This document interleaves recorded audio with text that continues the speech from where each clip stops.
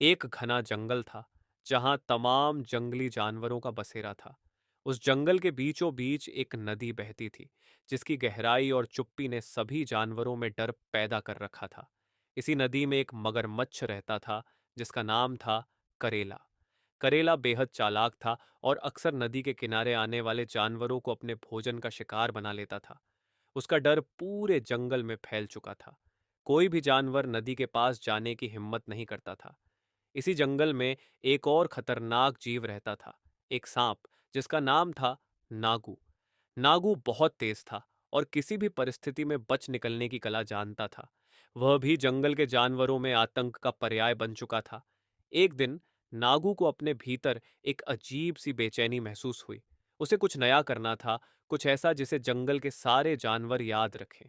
उसकी निगाहें नदी की ओर गईं और उसे करेला की याद आई।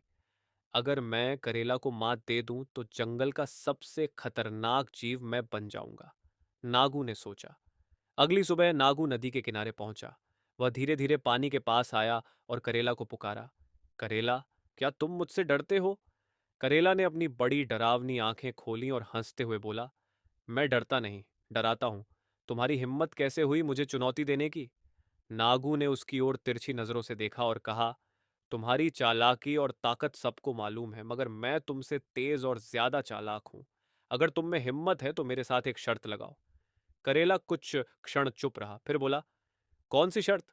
नागू ने मुस्कुराते हुए कहा, हम दोनों में से जो भी इस नदी के उस पार पहले पहुंचेगा वह विजेता होगा।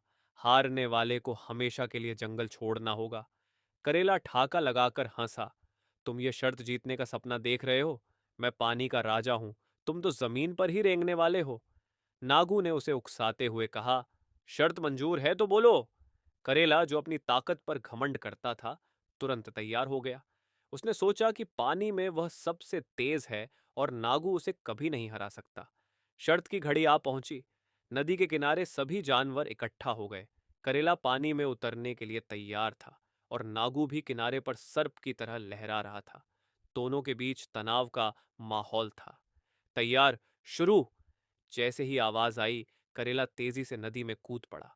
वह अपनी पूरी ताकत से तैरने लगा और कुछ ही क्षणों में वह नागू से काफी आगे निकल गया। करेला को यकीन था कि यह शर्त वह आसानी से जीत जाएगा, लेकिन नागू शांत था। उसने कोई जल्दी नहीं दिखाई। वह धीरे धीरे तट पर रेंगता रहा, जैसे उसे कोई जल्दी नहीं हो। तभी करेला ने देखा कि नागू गायब हो गया है। यह देखकर करेला चौंक गया और उसने अपनी गति और तेज कर दी। लेकिन जैसे ही वह नदी के बीच में पहुंचा, उसका शरीर अचानक भारी महसूस होने लगा। उसे कुछ समझ नहीं आया कि यह कैसे हो रहा है। तभी नागू पानी के नीचे से अचानक प्रकट हुआ और उसने तेजी से करेला को कसकर जकड़ लिया। नागू ने पहले से योजना बना रखी थी कि वह पानी के भीतर छुपकर करेले पर हमला करेगा जब वह पूरी तरह थक जाएगा। करेला की गति धीमी पड़ गई और वह खुद को नागू के चुंगल से छुड़ा नहीं पाया। नागू ने अपनी पकड़ मजबूत करते हुए कहा, शक्ति से नहीं, चालाकी से जीतते हैं। करेला ने पूरी कोशिश की, लेकिन अब वह थक चुका था। नागू ने उसे जकड़ते हुए नदी के किनारे पर खींच लिया।